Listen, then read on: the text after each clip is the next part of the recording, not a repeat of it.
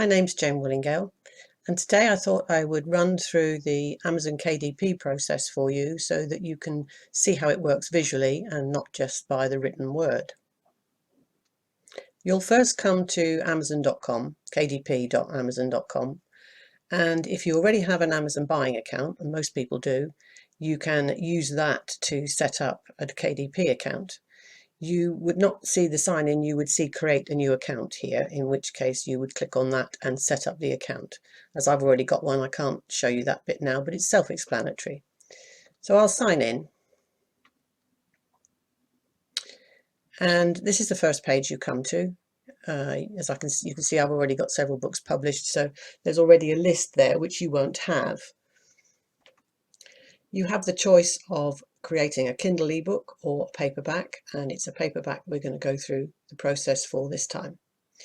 So you'll start off, you'll select your language, which will generally be English, and then you'll pop your book title and subtitle in here. Now, if you've read my book, How to Climb the Self-Publishing Rock Face, you'll know that I recommend you have a text file with all this information set up in before you start loading up your manuscript onto Amazon, just because it then becomes as easy as copying and pasting. And I'll show you a screenshot of the text file that I use later on, and I'll also supply you with a template, so if you wish to set one up in the same manner you can. So we'll go down through this first page, copying and pasting. So the series information is if you have 2 or 3 books in a series that are similar, and I have a set of comic blank page books that I have a series of 4, and that's where I use that information. For the author name, because I have a sort of brand name I use, I set it up in this manner so that I can get the brand in the author name rather than use my own name, which I don't choose to use on the colouring pages. So you can use any of those fields, but if you want it to appear fairly naturally, that works quite well. Contributors, if there are any. Description, which if you've written that out before, and I hope you have, just pops in there. And yes, you own the copyright. Or if you have a public domain book, that's where you would tick that choice. So for the keywords, I recommend that you don't duplicate what is in the description where possible. So remember, keywords can be single words or phrases, what they call long tail keywords. And I have a selection of 7 which I can copy across. And although some of the words duplicate what's in the description, the phrases aren't. So that then becomes extra choices that Amazon use for search engines. I won't bother filling all those in now, but take your time and fill all those 7 in. It's recommended to use as many of them as you can. And for the categories, I think I've explained in my book a little bit more clearly, but the categories are a bit difficult to drill down into. And you can write to Amazon and get them to add your book into other categories if you feel it fits better. And they're quite good, I understand. I haven't tried this yet, but they're quite good at coming back and sorting that out for you. In this instance, because I've done colouring books before, I know that it will go in non-fiction, not fiction. And I know it will go in activity books. And I know it will also go in general. When I find that.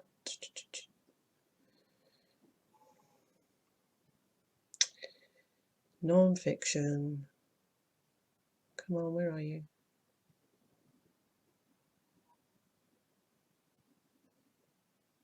Okay, looks like it's disappeared.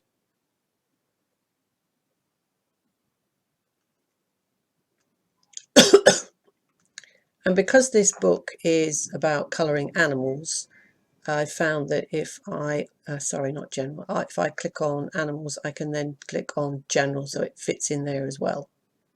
Save those. You can only select 2, as I say, but you can request more. It's no adult content, so we select no and we save and continue. Amazon give their own free ISBN numbers, which I recommend. I don't believe in paying £100 or more for an ISBN on a book that's only going to sell for $6 or $7. It can rack up expensive if you're buying lots of ISBNs, and I don't see the point, so we'll assign their free one, and I copy and paste this into my text file so I have a record of it if I need it to search for any reason later on. The publication date I leave blank because they'll publish it when the book is cleared for printing. We're going to choose a black and white interior. Colour interiors are available, they are expensive to print. We don't want 6x9, we want letter, which is 8.5 by 11, so that's where you would choose the different sizes. And because I've got graphics inside the page and I don't want to be caught out with margins, I will select the bleed PDF only. Now that doesn't allow for text to go outside of their margins, but it does allow for graphics. All text has to be within their margins. And I like a glossy cover. And then I'll upload the paperback manuscript. So because I've already done this one, I will load the previous one that I did before. It takes a little while, but once it gets to the point where it tells you it's processing down here, you can move on to the next stage. So I'll pause that while it's uploading to save you sitting watching a blank screen. Okay, so it's popped up and told me that the save was successful, but it's still processing the file because it takes a bit longer. So you can now move on and do the next bit. Now you can use their cover creator to create your own cover within there. I find it a bit limited, so I usually create my own, but do feel free to click on this and explore how it works. I believe it's quite straightforward. You still need images and you still need to know what text, etc. you're going to put in. I'm going to upload a cover that I've already done. So same process as the interior file. Go and find your file and click to upload. Now this one takes a little bit longer, so once again I'll pause, and when that's got to the point we can move on, I'll start again. So once again that bit's successful and now it's processing the file.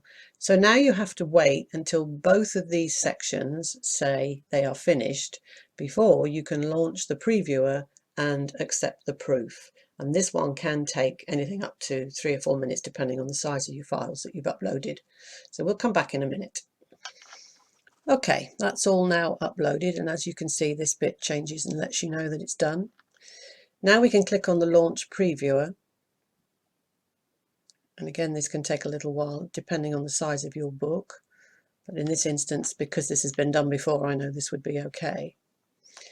And these are the bits you have to be careful with. These are your margins, and if you don't fit just right, Amazon will tell you down this left hand side, and those you would have to go back and redo and re-upload. And don't be disheartened by the process. The first one I did, I think I uploaded 8 times before I got it right, but you learn the lessons along the way. And as you go through the book you can see this is the page I mean. So all text has to be within inside this margin. And I have to make sure if I want page numbers, as I did in this book, that they are also inside that margin. Otherwise, as it comes up, it tells you that the text must be completely inside the guide. And I know the rest of the book is fine because, as I say, it's been up before. So I would click on approve.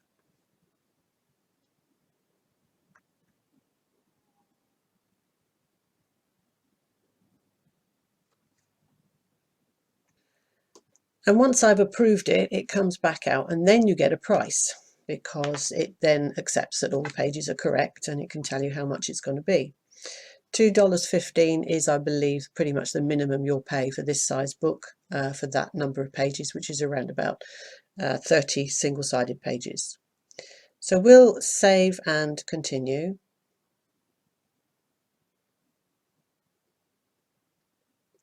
And then you come to the last page, which is all about setting your price that you want. I always click all territories because you have worldwide rights for a book that you have published. If you click individual territories, it can make a difference to the royalties. And since I don't quite understand how it works, I stick to safety and I stick to all territories. So they then ask you to set your own price. It has to be a minimum, and they give you that just below. In this instance, it's $3.58. This book I would sell for $6.97 when it types in. And once that's in, then it pops up and tells you what your royalties are. So I know I'm going to make just over $2 on every book I sell. Amazon takes 60%. So what it is, the $6.97, they take $2.15 out of it, and then they take 60% of the rest, if that makes sense to you. And you can have expanded distribution. Those you'll only get the 40%. So you only make 64 pence on those. But you'll get 7 other markets as well anyway. And I sell quite a few in the UK because I'm in the UK and I have a following over here. So I'm not going to click on publish because this book's already been done, but that's it. That's all you have to fill in. It's quite straightforward. It might have seemed complicated the first time you do it. Once you've done it a few times, you'll run through this without even blinking. It's really, really easy, as long as you follow the rules at the beginning and get your formatting right and your prints, etc., within the margins. Okay. I will put the template for the text file I use as a description underneath the video. Here is the screenshot of the text file that I promised to show you. As you can see, it's a very simple text file with just the titles of the questions that KDP ask and the process that it follows. Put that information in there, and all you've got to do is copy and paste it across. A link to download the text file is in the description below. Don't forget to leave me your comments. I hope this has been useful for you. I've been Jayne at Silver Zone Printables. See you again soon.